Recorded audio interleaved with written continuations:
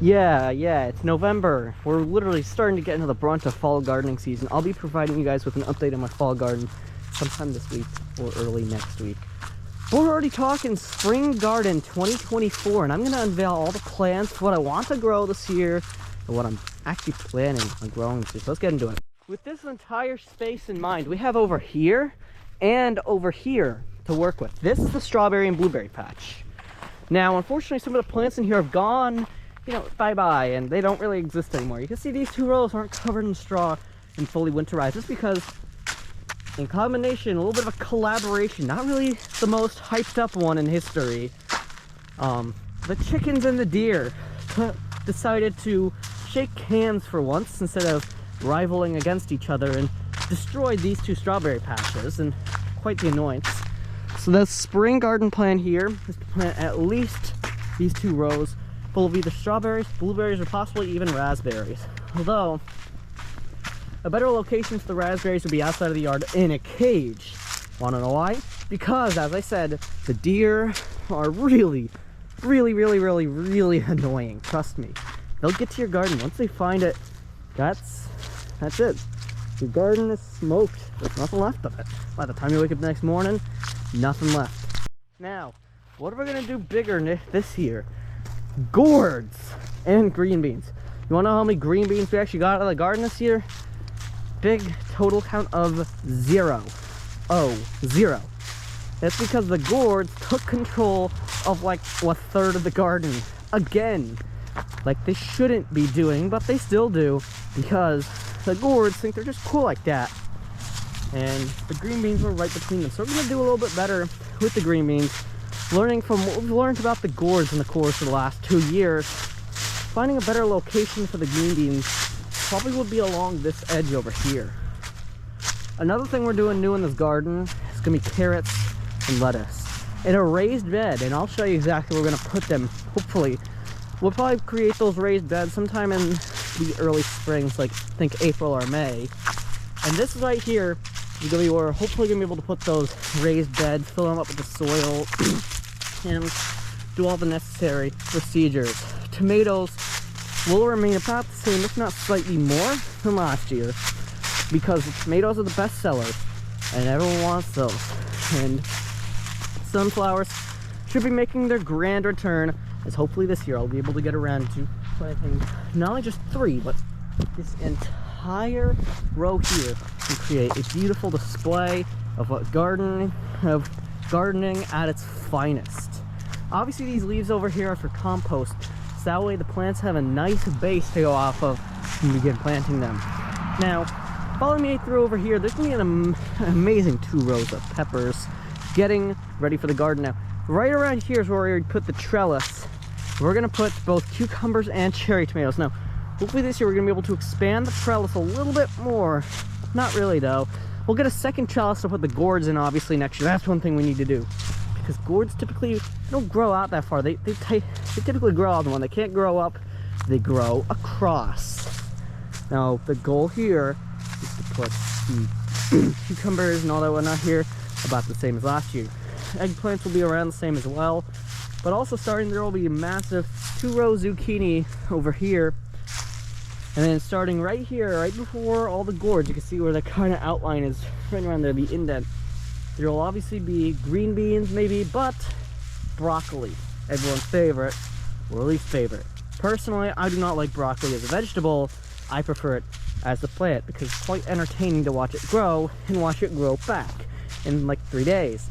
But usually you'd actually do a separate planting. Usually your broccoli will grow until around the early, like once you get that harvest coming in. If you plant them in like February, March, think around then, you'll start to get that broccoli harvest in by maybe think around late June, going into around mid-July. And unfortunately though, the broccoli is just like the cucumbers. It dies out pretty quickly, and we're gonna go off of recent trends in just a minute.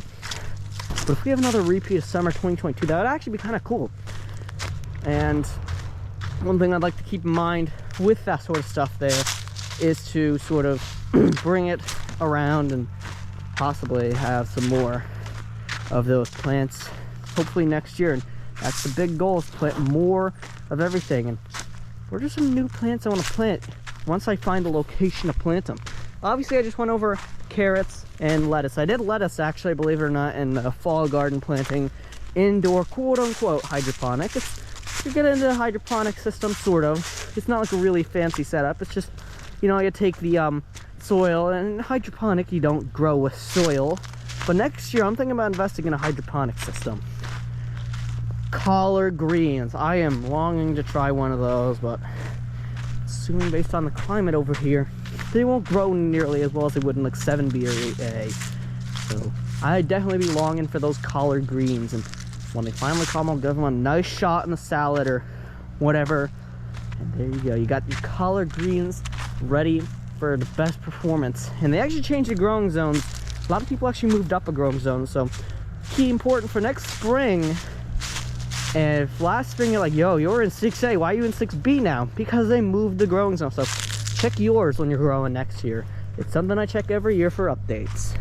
See this area right around here, or maybe over there as well? That's where we're gonna actually be doing our pumpkin and corn patch.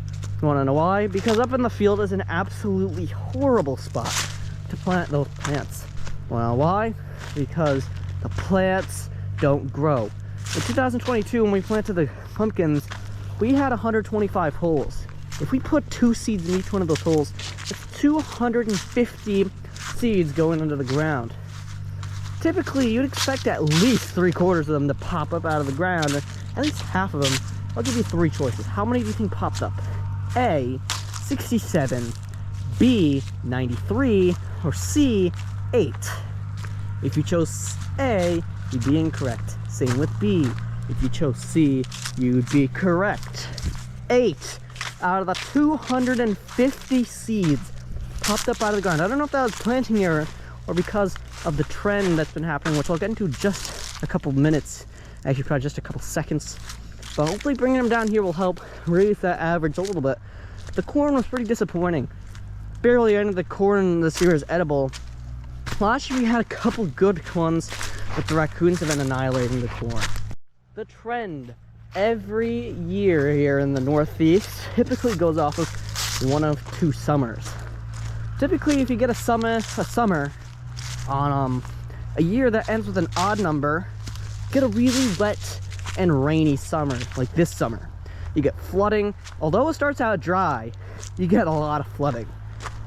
When we go into a summer with an even number year, where about every other year, you get a really dry season. So next year, we're gonna be dealing with a little bit of a drought, according to recent trends.